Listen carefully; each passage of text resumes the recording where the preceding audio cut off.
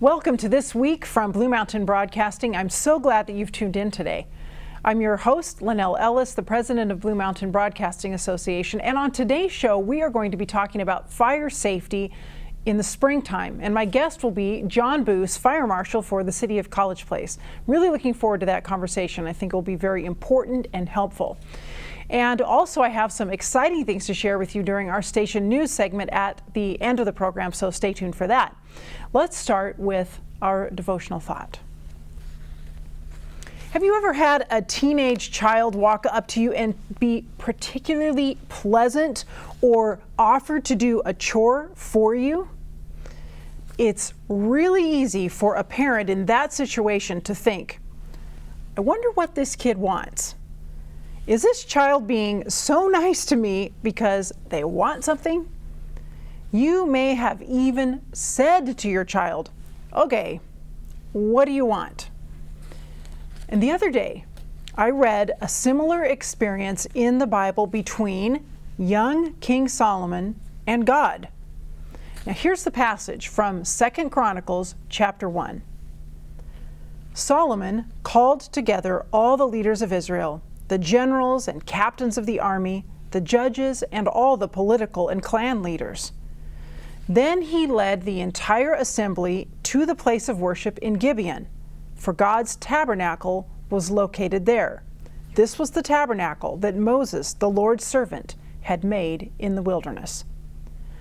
David had already moved the ark of God from Kiriath Jearim to the tent he had prepared for it in Jerusalem, but the bronze altar made by Bezalel, son of Uri and grandson of Hur, was there at Gibeon in front of the tabernacle of the Lord.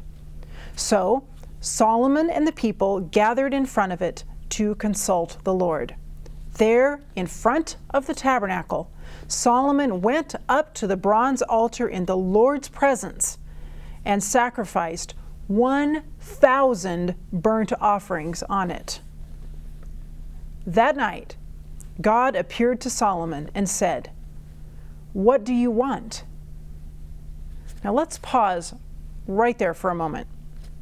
God, like a parent, asks, "What do you want? You've just offered 1,000 sacrifices to me. You must want something." It's like God knows what we human children are like, and we are often double-minded. We often do something nice in the hope of something in return, rather than from a pure motive. So God asked Solomon, "What do you want?" And let's continue reading. That night, God appeared to Solomon and said, "What do you want? Ask, and I will give it to you." Solomon replied to God, "You showed great and faithful love to David my father, and now you have made me king in his place. O Lord God, please continue to keep your promise to David my father, for you have made me king over a people as numerous as the dust of the earth. Give me the wisdom and knowledge to lead them properly, for who could possibly govern this great people of yours?" What a beautiful answer Solomon gives. His young heart is pure. He's overwhelmed by the responsibility that God has entrusted to him, and he knows he needs divine help in order to be able to rule God's special people. And just like a delighted parent who's so happy to learn that their teenager has true motives, God responds beautifully to Solomon's request. God said to Solomon, "Because your greatest desire is to help your people, and you did not ask for wealth, riches, fame, or even the death of your enemies or a long life, but rather you asked for wisdom and knowledge to properly govern my people, I will certainly give you the wisdom and knowledge you requested. But I will also give you wealth, riches, and fame such as no other king has had before you or will ever have in the future." God is delighted with Solomon, just like we are delighted when our children show wisdom, kindness, and maturity. God is our Father. He loves us. He wants the best for us. Just like Solomon, let's ask him for the best things, the godly traits, and the character changes that we certainly need. He is delighted to give us these things. Stay tuned. I'll be right back.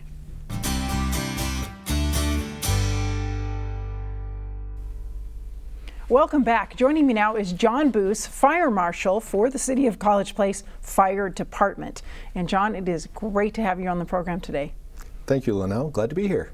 It's spring, and we think of spring cleaning. We think of we're cleaning up our yards. We're doing a lot of things to prepare for summer. And I would think that fire safety should be part of that preparation that we do in spring. Are there some specific things we need to be thinking about? Absolutely. You know, a lot of times we think about fall and putting things away, but we need to think about bringing them out and what kinds of things we can do during the springtime to make a difference.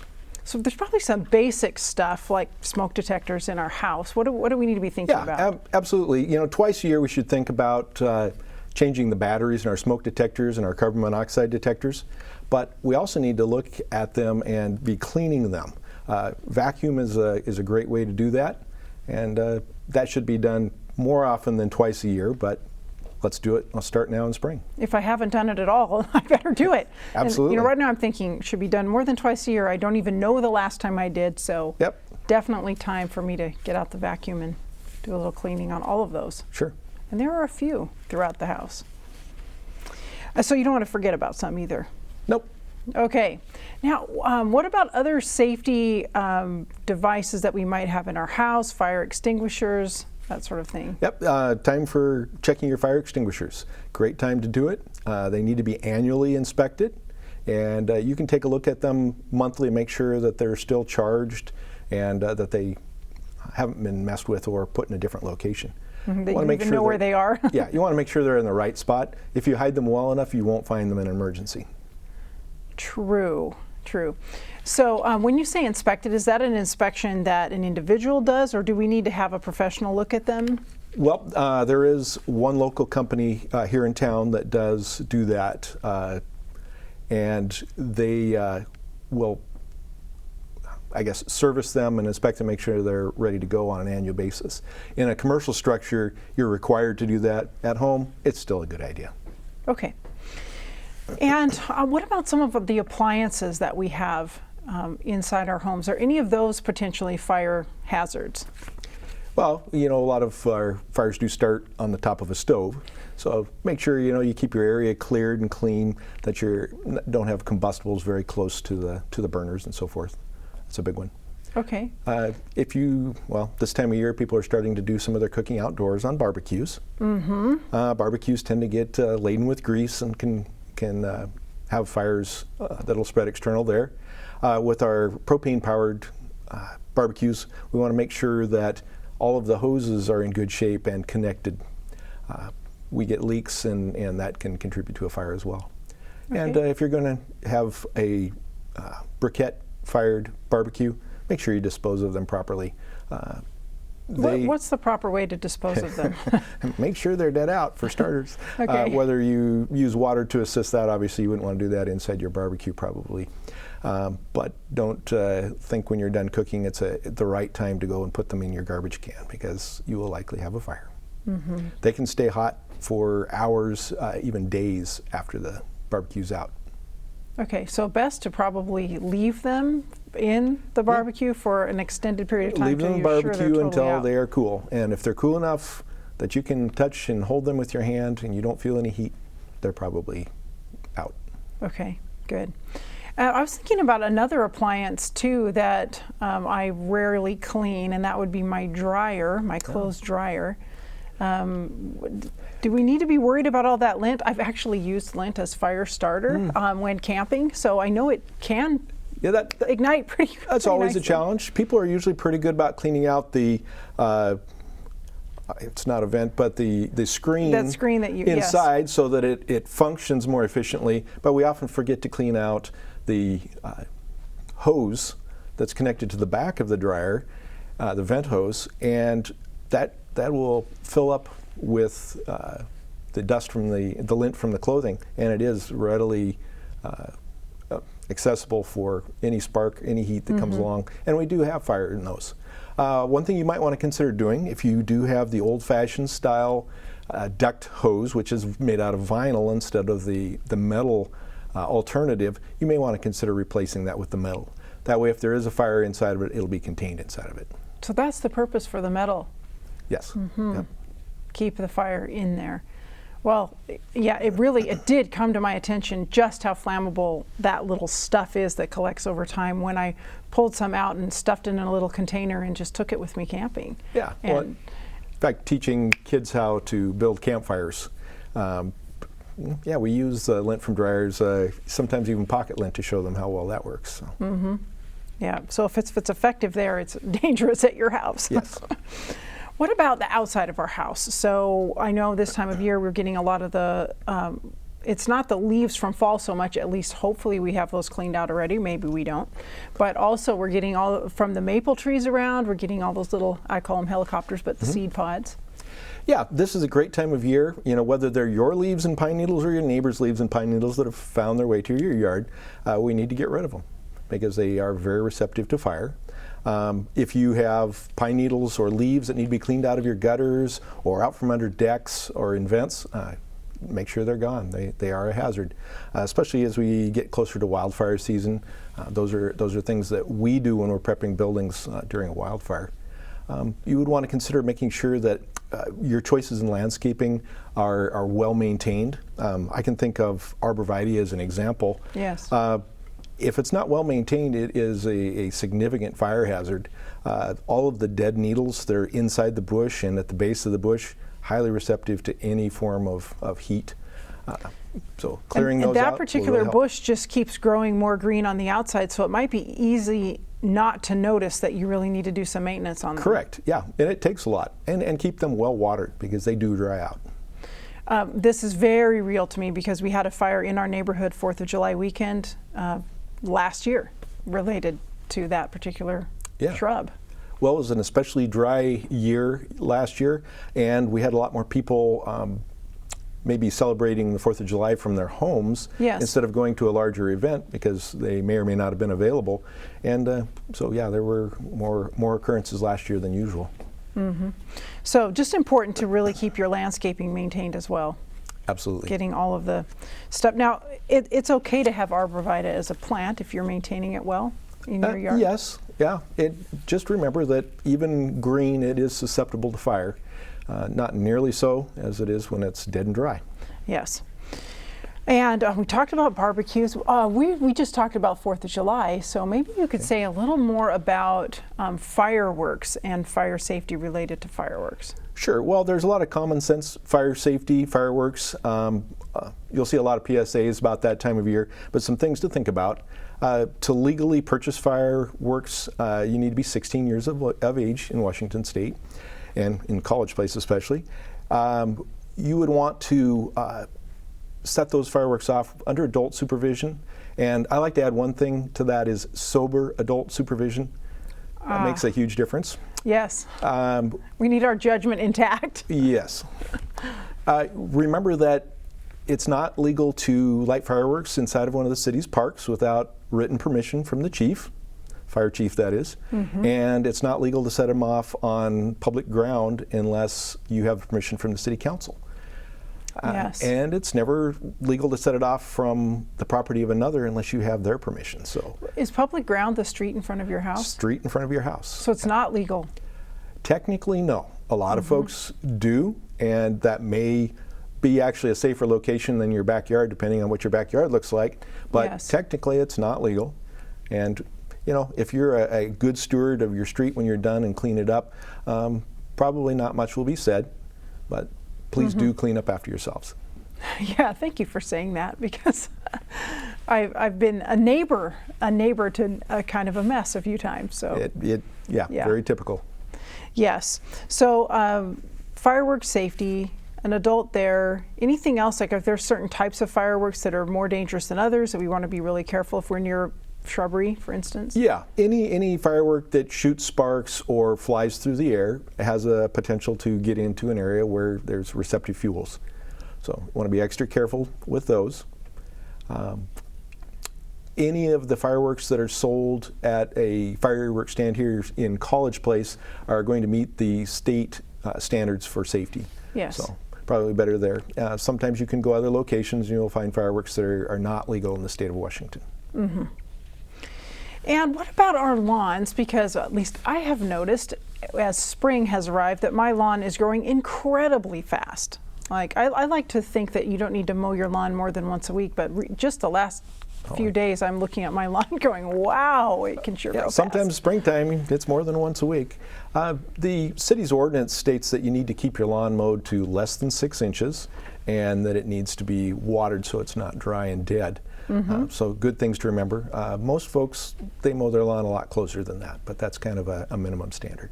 Yeah, so we're trying to avoid having a lot of tall, dry grass that just turns into... Tall, dry grass is a great medium for fire to move through, especially when you add a little bit of wind, because it's going to move. And we have that here. Yes, yeah, well, imagine that. We do. All right, and I think probably the last thing we want to cover is just some of the basics of knowing what your family is going to do in case you do end up having a fire. Thank you for asking that. Really important, because unfortunately most families don't have a fire escape plan. You know, that's knowing 2 ways out of every room in your house. That's knowing where you're going to meet your family. Where's your safe meeting place? The kids need to know that for their own safety and peace of mind. Yes. And then, you know, what to do when they hear that fire alarm going off. It's time to get out and show them how to do it and actually have those practice drills in the house. So you should actually practice. For instance, if you need to get from an upper story window or something like that, you can practice. Yeah, at least have that discussion how you're going to do that. And if your children are especially young, you may want to be very careful about them, but talk to them about how they would be rescued. Mm-hmm. You know, if they can at least get out onto a covered porch or something like that. The first thing the fire department's looking for when we arrive is people that need to be rescued. Okay, so really important not to forget to have a plan, to talk about it with your family, even practice it. Absolutely. Know where you're going to meet and all of those things. Yep. I know a few years back when we moved into a new house, one of my sons was insistent that he didn't know where the family safe meeting place. It was literally our first night in the new house, and until we had our plan and practice, he was not comfortable going to sleep. Yes, you've got him well trained, John. That's a good fire marshal. Excellent. Well, I want to thank you so much for sharing with us some really important things that we need to know as we're preparing to be safe from fire during the springtime. You bet. Thank you for having me. And thank you for watching. Stay tuned. I'll be right back with Station News.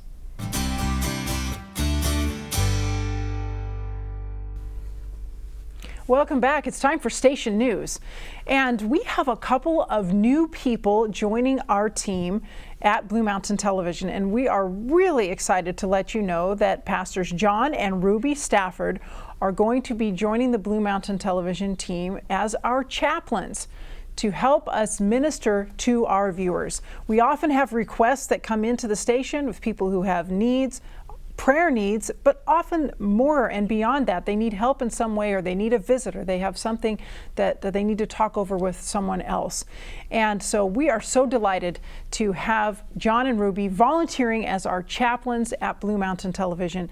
And they'll begin right away with visiting those who reach out to the station who are needing a contact from a pastor, who need a visit or need our prayers.